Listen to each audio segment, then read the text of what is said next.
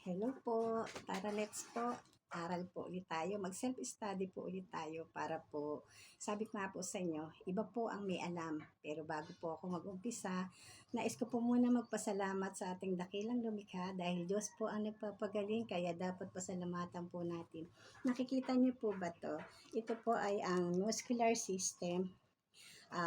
Gusto ko pong talakayin ngayon ay ang anatomy, physiology, at ang pong ating human body. Di po ba? Ito po ay nakapaloob po lahat doon. Ito po ay ang ating muscular system. At ito naman po ay ang ating movements of the body. Yan po, di po ba? Ang dami pong mga ah, iba't ibang position po o galaw po ng ating katawan. Di po ba maganda po kung matututunan po nating lahat na akala po natin basta't lang po tayo gumagalaw, ayun na yun. Pero hindi po natin alam na ang bawat galaw po ng ating mga kamay ay meron pong ah, kahulugan o meron pong tinatawag nga pong mga internal organs, muscles, bones, ligaments, tendons. Di po ba ang dami? Kaya tara let's at aralin po natin. Alam niyo po ba na ito pong mga ginagawa ko ay malaking tulong po para po sa ating mga mahihirap dahil po hindi po tayo ganun, sabihin na po nating walang kaalaman. Dahil sa natuklasan ko po at sa mga experience ko po, ay talagang iba po ang may alam. Tanga man po ko sa maraming bagay. Dito man lang po ay maging matalino po ko. Sabihin po natin na pipilitin ko pong maging isang tangang matalino pagdating po sa ating human anatomy. Kaya pinipilit ko pong tuklasin ng paunti-unti. Ngayon pong may malay na po tayo na ang isa pala pong massage therapist ay maaari pong makatulong sa mga karamdaman ng ating kapwa dahil nga po sa akin pong mga na-experience ay sabi ko nga po sa inyo, iba po ang may alam na ang bawat hawak po natin sa bawat parte po ng ating katawan ay mayroon pong kanya-kanyang kahulugan. Kaya gusto ko po kayong makasama sa akin pong pagse-self-study. Ralin po natin ng sabay-sabay dahil ang hindi ko po alam ay maaaring inyo pong alam at inyo din pong ma-share sa ating kapwa. Magtulungan po tayo na iangat po ang lahat ng mga may pangarap pero wala pong pera na pang-enroll. Pero kung matutulungan po natin at meron na po silang sapat na kaalaman, pwede po natin silang tulungan o mailapit po sa mga tamang tao para po makakuha po ng certificate at makapaghanap buhay po sila at makatulong po sa kanilang pamilya. Hindi po ba napakainam na sa simpleng pamamaraan ay makakatulong po tayo na sa pamamagitan ko po at ng mga experience ko po at pinagdaanan po talaga sa aking mahabang journey ng pagsasakripisyo ay naisipan ko pong mag-share po sa aking kapwa. Hindi po biro, maaring pwede pong maraming magagalit, maraming maaasar.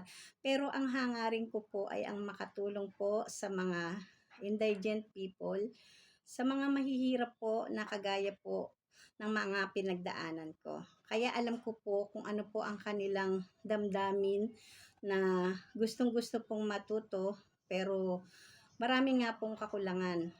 Hindi po, alam ko pong hindi po lahat ay gusto ng tinutulungan o nanghihingi sa kapwa. Pero dala nga po ng kahirapan ay lulunukin mo po talaga ang iyong pride dahil kung may tumutulong po sa ayaw mo po sa gusto ay hindi mo po kailangang magmalaki dahil talaga pong kailangan mo. Pero kung ngayon nga po na alam po natin sa ating sarili na tayo po'y malalakas pa at marami pa pong maaring magawa at hindi po natin kailangang humingi palagi ng tulong sa ating kapwa. Kaya po, yun nga po, yung po mga na-experience ko ay isi-share ko po sa inyo. Tara let's mag-aral po tayo. Umpisahan po natin sa anatomy. Ito nga po, yun nga pong introduction to anatomy. Buksan ko lang po yung ilaw, madilim. Ito pong anatomy, ang meaning po niya ay the study of the structure and design of living things from the whole organism down to the cell level. Yan po yung meaning ng anatomy. Alam niyo po ba, pag ganyan pong binabasa lang, sige po, kasi yan po yung kailangan natin na magagamit po natin para po pag tayo po ay nag-aral sa DOH o sa TESDA, kailangan pong alam po natin to. Ito po ay stepping stone po natin, kaya dapat po ay alamin po natin. Maaring sa ngayon po ay hindi pa po natin to naiintindihan, pero sa katagalan at matatapos nga po natin tong dami na to, yan po, kapal-kapal, unti-unti po ay mauunawaan at maiintindihan po natin. Ayan po, di po ba napakarami. Yan po, meron po yan tinatawag nga po ng anterior, posterior. Ito pong ating harap ay anterior at ang ating pong likuran ay posterior. Dapat po na may alam po tayo. Isipin niyo po, ito pong ating hinlalaki, pag po gumanyan ka, ang tawag po dyan ay radius kung sa buto, radial nerve kung sa nerve po, ulnar nerve kung sa nerve, at radius po kung sa bone. Di po ba? Ulnar po kung sa nerve. O, tapos po, napakarami po, di po ba? Meron po nga tayong tinatawag na collarbone. Yan nga po yung tinatawag nating clavicle. Kasi gusto ko pong ang mga walang kaalamang doon po ako nagmula talaga sa isang, sabihin po nating isang walang kaalaman. Doon nga po yung natutunan ko po dati sa aking trainer at hindi ko na po inalis sa aking puso't isipan. Yun nga pong hats and lots. Salamat po sir dahil isinapuso ko po talaga yung narinig ko na yan sa inyo. Dahil noon pong time na yun ay down na down po talaga ako. Pero isipin niyo po, nang dahil po sa inyong salita na yan, ay talaga pong tumusok po sa aking puso at naramdaman ko po. Dahil mula nga po sa kawalan, sa kababaan, sa katangahan, walang-wala po akong kaalaman. Pinaunlad ko po ang aking sarili. At tinandaan ko po ang meaning ng hats and lots. Ang hats nga po ay ang higher order thinking skills at ang lots naman po ay ang lower order thinking skills. Di po ba? Napakasarap po ng pakiramdam na naisa puso ko po yung yun man lang pong pinag-aralan ko sa inyo ay may napulot at may natutunan po ako. At ang sabi naman po ng inyong kapatid, pag daw po pumapasok sa isang kwarto, ay iwan na raw po lahat ng negatibo. Para daw po pagpasok mo sa isang kwarto ng pag-aaral, ay nakapokus ka lang po at papasok lahat sa iyong isipan. At ang sabi din po ng isa ko pong trainer sa TESDA, makinig ka ng makinig at ang lahat ng maganda at pangit ay ipunin mo. Ipasok mo sa iyong tainga at ilabas mo sa kabila. Pero ang sa akin pong ginawa, ang lahat po ay inipon ko at pinagsama-sama at pinag-aralan. At ginawa ko nga pong inspirasyon. At tingnan niyo po ako ngayon. Sabihin na po natin na ang isang tanga ay naging isang tangang matalino pagdating po sa pagte-therapy. Di po ba? Ang isang eksperyensyadang terapista ay sabihin na po nating namamayagpag. Kasi po, bakit ko po hindi sasabihin? Kahit po ako ay walang ginagawa, may hahanap po sa akin. Basta't po naman, pumayag po ang aking mga anak, ay sige po, okay lang. Pero ngayon nga po, nalalampasan ko na po ang lahat ng mga pagsasakripisyo, mga hirap. Nakakaramdam na po ako ngayon ng magandang direksyon sa aking pong journey, sa aking pong lalakbayin. Kaya nga po, gusto ko pong isama ang lahat ng mga gusto po at interesadong sumama po sa aking journey. Ang mga byudo-byuda, solo parent, o ang mga basurero, basurera, o ang mga labandero at labandera. Yan po. Gusto ko po lahat kayong tangayin sa aking pupuntahang tagumpay. Di po ba ganyan po kapositibo ngayon na ang dati pong hinuhusgahan ng kapwa ay naging matatag, matapang, may tibay, tatag, at lakas po ng loob. At may sigla pong humarap. Wala na po akong hiya. kaya ko na pong humarap kahit kanino ng taas noo. Dahil wala na po akong kailangang patunayan sa mga tao. Dahil may napatunayan na po ako sa sarili ko. Napaayos ko po ang buhay naming mag-iina. Ngayon po, ang aking pong journey ay ang pagtupad po sa aking palaging napapanaganipang misyon. Yan na po ang aking hangaring matupad. Alam niyo po ba dati, napakababa lang po ng pangarap ko. Isang tutubi at paru-paro lamang po ako. Tinitingnan ko po ang paglipad ng tutubi, kung ano po ang kaibahan niya sa paglipad ng paru-paro. Itinutugma ko rin po yan sa aking itsura. Pero ngayon po, napakataas na po ng aking pinapangarap. Mula po sa paru-paro at tutubi ay nagbago na po ako. Ginagawa ko na po ngayong eagle at swan.